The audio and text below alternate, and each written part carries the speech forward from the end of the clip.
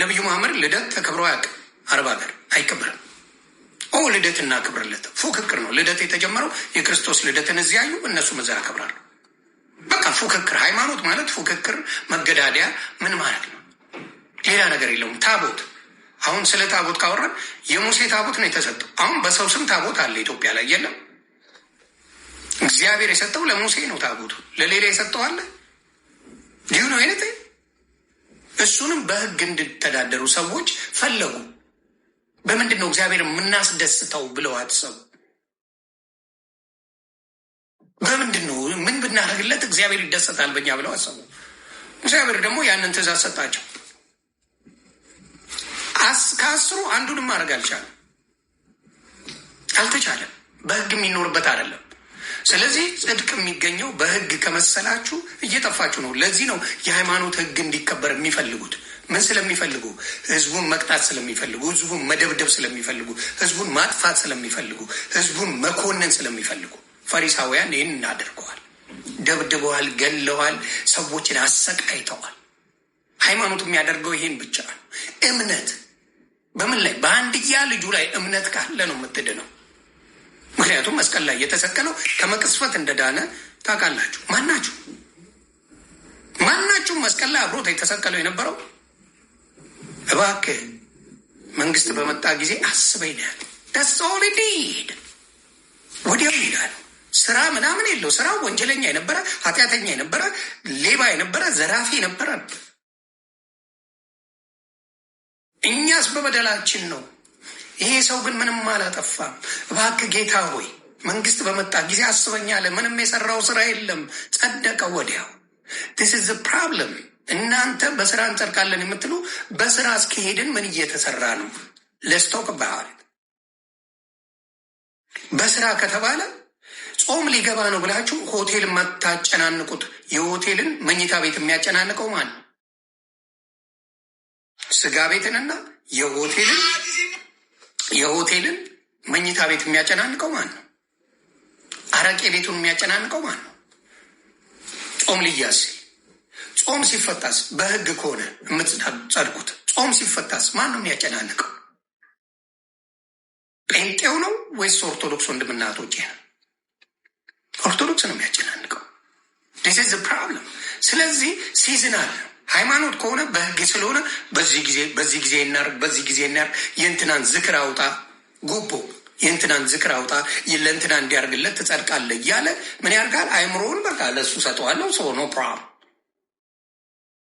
የሚባለውን ነገር ይዘን መጠን ምን እያደረጉ ነው? ህዝቡን እያጠፉት ነው። ከኢትዮጵያም ጸድቃለ፣ ከውጭም ጸድቃለ። አብረት አረግና ምናምን እነሱ ዘክራቸው ያጸድቋል፣ 10 ትውልድን ያድንላል እያለ ይሰብካል፣ ገደል ይከታል።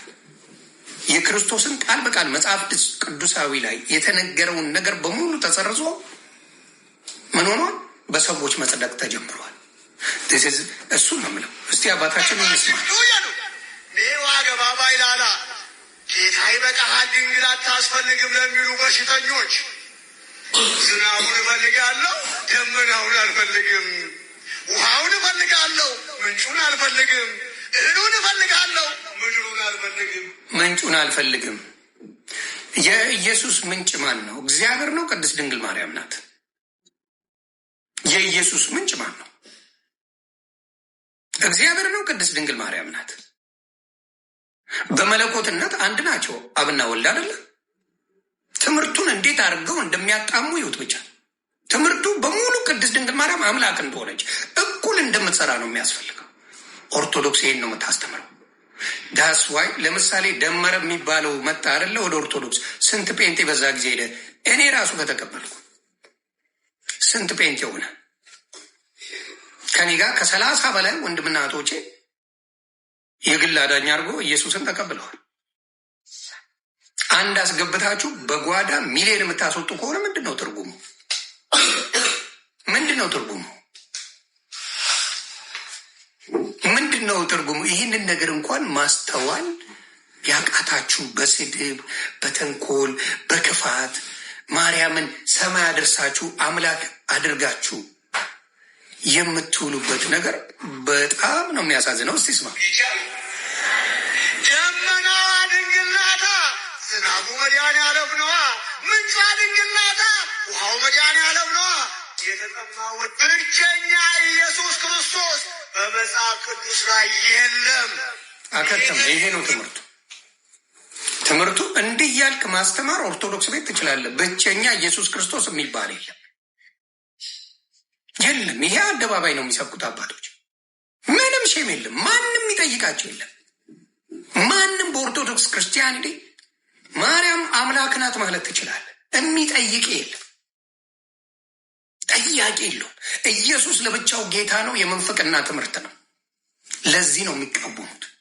የምንፍቅና የጴንጤ የሰይጣናዊ ትምህርት ነው የሚባለው። ኢየሱስ ለብቻው ጌታ ነው ካልክ የምንፍቅና ነው። ዳስ ዋይ የኢየሱስን ወንጌል ብቻ የሚሰበከው ሐዋርያቶች ተናግረዋል፣ ነቢያቶች ተናግረውለታል። ሁሉም የምወደው ልጄ ይሄ ነው ብሎ እግዚአብሔር አምላክ ሰማይን ከፍቶ ተናግሯል። ይሄ ትምህርት ነው ያለው። ይህንን እየተወ ነው ወንጌል የፈለገው፣ ኢየሱስን የፈለገው፣ በኢየሱስ የተባረከው ምዕመናኑ በዚህ ነው ደቀ መዝሙር የሆነው። እውነትም መንገድም ሕይወትም እኔ ነኝ ብሎ ቃል በቃል የተናገረው ተትቶ አረ ምንጯ ማርያም ናት፣ የኢየሱስ ምንጭ ማርያም ናት እያሉ ትምህርት ምንም ችግር የለባቸውም። እና እነዚህ አይነት ትምህርቶች ናቸው ምን ያደርጉት በጣም አድርገው ኦርቶዶክስን ሰው ኦርቶዶክስ ለመሆን እየዘገነነው ነው ማወራ የሄደው በዛ ነው። ትምህርቱ አስደንጋጭ። አሁን ምንም ችግር የለው ያድበሰብስላቸው ማለት የፈለጉት እኮ ብለው ነው የሚለው። ለማለት የፈለጉት እኮ እሳቸው እንደዚህ ነው ብለው ያድበሰብሳሉ። ስለዚህ ያን ነው ምለው። በጣም አዝኛለሁ። ሌላም ላሳያችሁ ወገን፣ እዚህ ጋር የሚያሽሞነሙነውን ነገር አለው። ይሄ ወንድም የተናገረው በጣም ከፍቶታል። ኦርቶዶክስ ነው፣ በጣም አሞታል። ልክ ምን እንደሚል ስሙ። ሰሞኑን ደምረው ወደ ኦርቶዶክስ ተዋህዶ መመለሱን በይፋ አሳውቋል። ነገር ግን በዓመት አንድ እየመጣ በጓሮ 1 ሚሊዮን እየወጣ ከሆነ ይህ እጅግ በጣም በሚሊዮን እጥፍ የሆነ ኪሳራ ነው። ለዚህ ደግሞ ምስክሩ ከ30 ሚሊዮን በላይ የሆነው የጴንጤዎች ቁጥር ነው።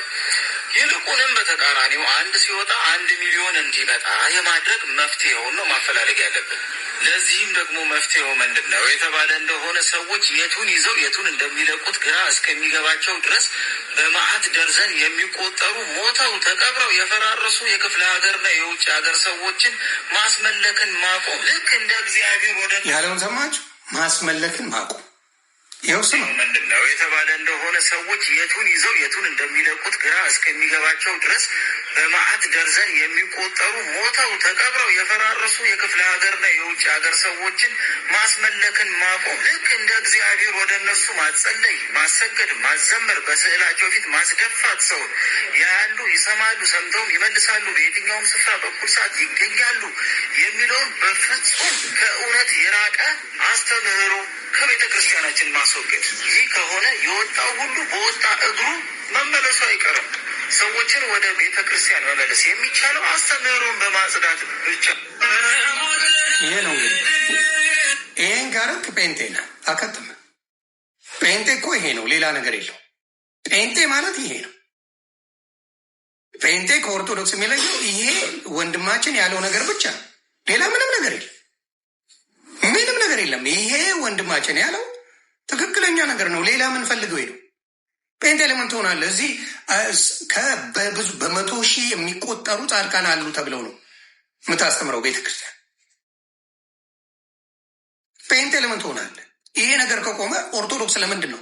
ለምን? ስለሚያጭበረብሩ